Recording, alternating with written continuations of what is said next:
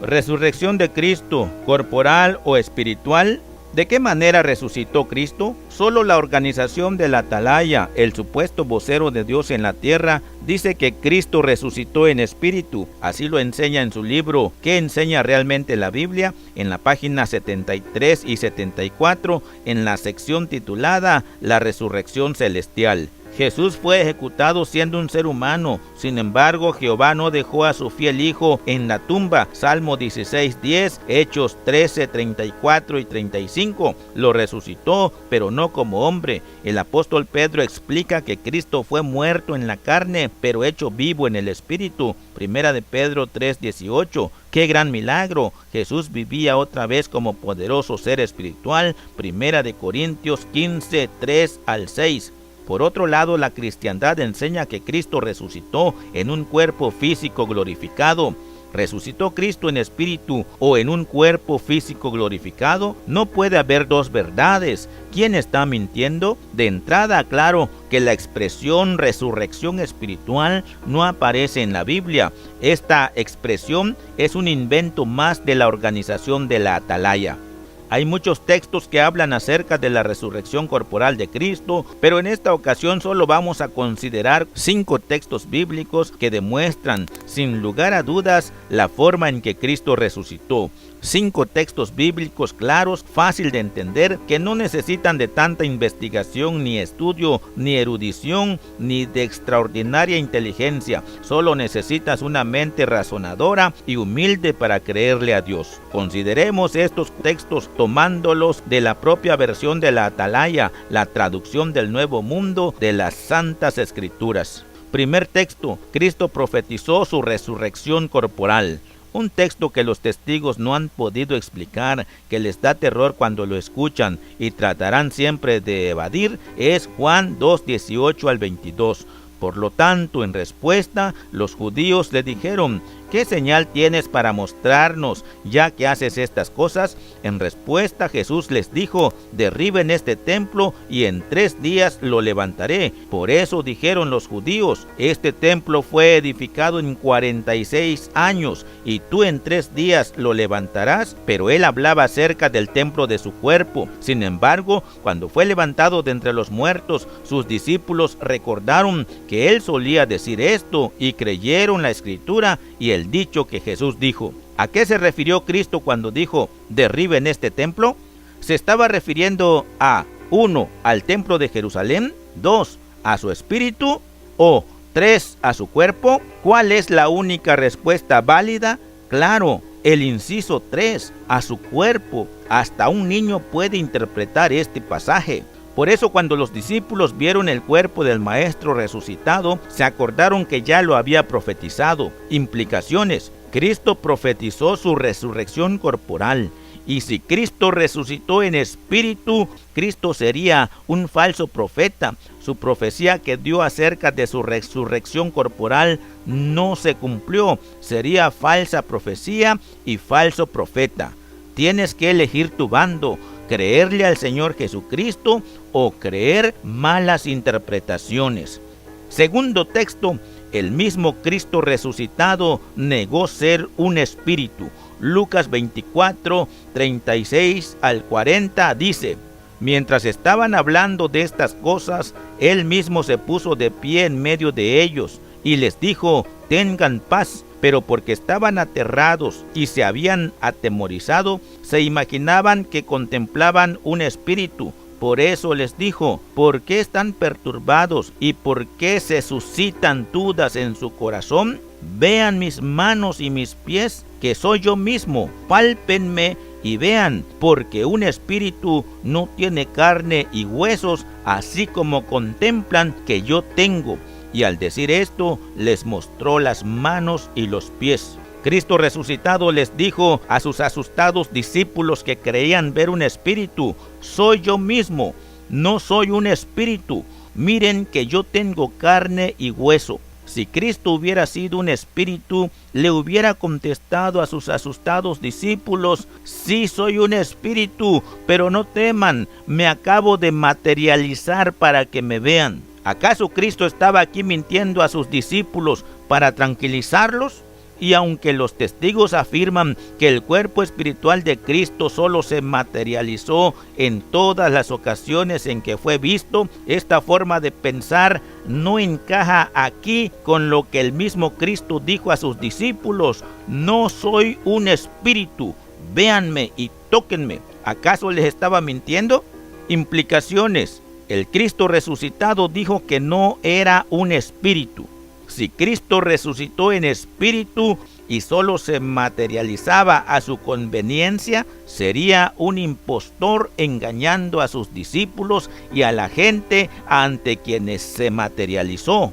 Tercer texto. Pedro dijo desde el principio que Cristo resucitó en cuerpo. Pedro, testigo de la resurrección de Cristo, interpretó el Salmo 16, 8 al 10 de David diciendo: por lo tanto, porque David era profeta y sabía que Dios le había jurado con juramento que sentaría a uno del fruto de sus lomos sobre su trono, vio de antemano y habló respecto a la resurrección de Cristo, que ni fue abandonado en el Hades, ni su carne vio corrupción. A este Jesús lo resucitó Dios, del cual hecho todos nosotros somos testigos. Hechos 2, 29 al 32. Pedro interpretó el Salmo de David 16, 8 al 10, diciendo que era una profecía de la resurrección corporal de Cristo que ya había ocurrido y de la cual era testigo. ¿Y qué incluía la profecía acerca de la resurrección de Cristo?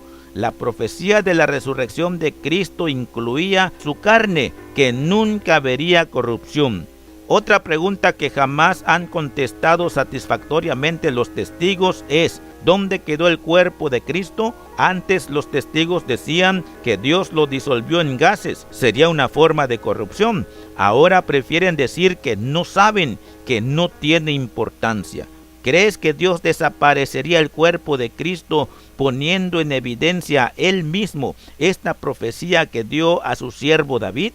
Implicaciones. Pedro, testigo de la resurrección de Cristo, interpretó el Salmo 16, 8 al 10, diciendo que era una profecía de David acerca de la resurrección corporal de Cristo.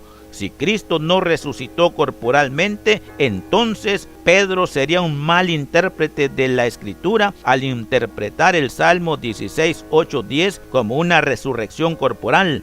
David sería un falso profeta. Su profecía de la resurrección corporal sería falsa, no se cumplió. Y lo peor, si Cristo no hubiera resucitado corporalmente, entonces Dios no pudo cumplir su promesa de que el cuerpo del Mesías no vería corrupción. Y si el cuerpo de Cristo no aparece, Dios mismo ha puesto en evidencia su profecía dada a David. No puede comprobar que el cuerpo de Cristo no vio corrupción. Hasta aquí, ¿quién está equivocado en cuanto a la resurrección de Cristo? ¿Pedro interpretando a David o la organización de los testigos de Jehová? Es lógico que ni David es un falso profeta, ni Pedro es un mal hermeneuta. Los equivocados son otros. Cuarto texto, Pablo enseñó que Cristo resucitó en un cuerpo glorificado. El pasaje que muestra específicamente la naturaleza de la resurrección de Cristo es 1 Corintios 15.